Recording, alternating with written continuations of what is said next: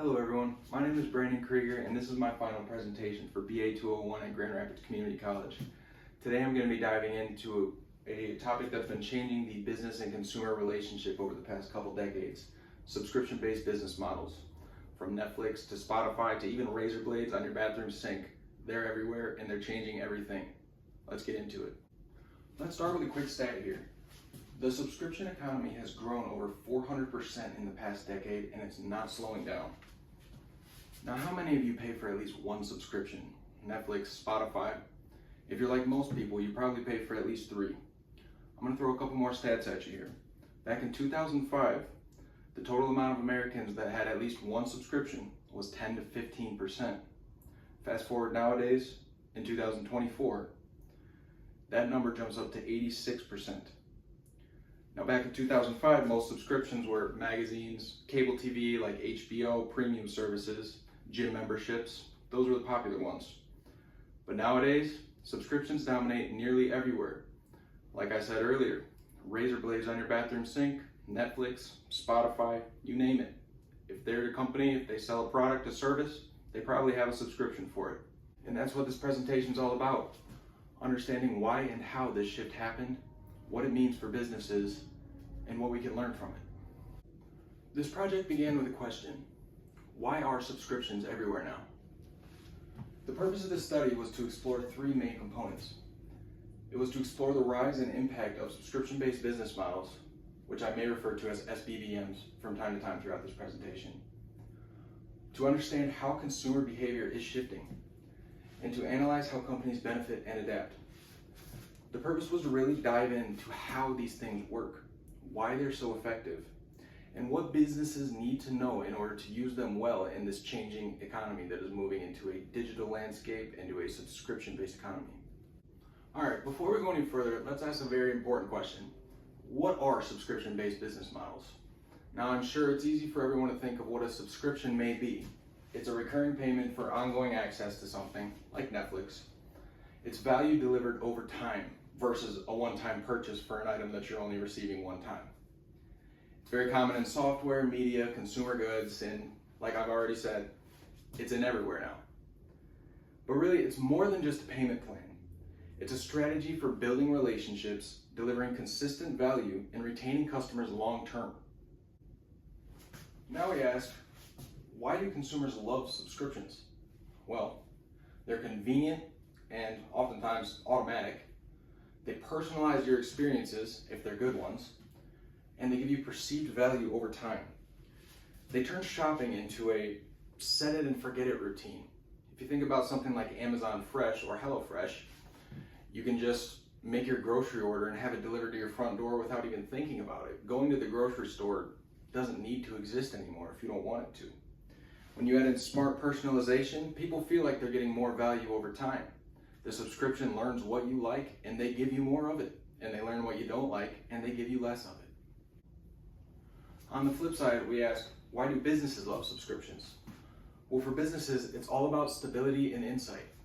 See, for companies, each month with subscriptions, they get predictable and recurring revenue. They also get increased customer retention, and they also get rich behavioral data for their marketing. They know what to expect each month. They see that their customers have subscribed. They know that their payment is coming for the next month. They gain tons of data on how their customers interact with their products, which gives them the power to fine-tune their offers to give better experiences to the customers, premium services, curated content, and better experiences overall. All right, so you're probably thinking, what's the catch? It's definitely not all upside with subscription-based business models. They do come with their own set of challenges, including churn and customer fatigue, ethical concerns with the use of the data, and cancellation, frustration, and trust between consumers and businesses. Too many subscriptions lead to fatigue, and if cancellation is hard or if data is mishandled, people are going to leave angry. If you've ever tried to cancel a Planet Fitness membership, then you've experienced this firsthand. Transparency and trust are critical to long-term success in the subscription-based business model economy.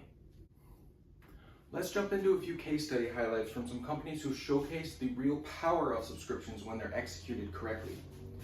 Starting with Netflix, what really drives their subscription is their algorithm. It provides the consumer with personalized content, which increases retention. After you watch one show, Netflix is going to suggest to you a similar show that you might like. And it's just going to keep going and going and going. For Adobe, their shift was big from the business side. Their transition from box software to the Creative Cloud increased their revenue tremendously. As for HelloFresh, their consistent delivery of value is what keeps them in business. Like I said, you can create your grocery order to come be delivered to your doorstep every week without you having to touch a thing. These three companies show how SBBMs drive loyalty and revenue in today's changing business world. Now, for companies looking to switch to subscription services, there are going to be three key strategies for this transition. Number one, you're going to want to design flexible pricing tiers and easy cancellations. For companies moving into subscriptions, they need to focus on value, trust, and agility. It needs to be easy for the consumers to get in and out, and it needs to be delivering valuable content to the consumers. Number two, companies are going to want to leverage predictive analytics and customer feedback.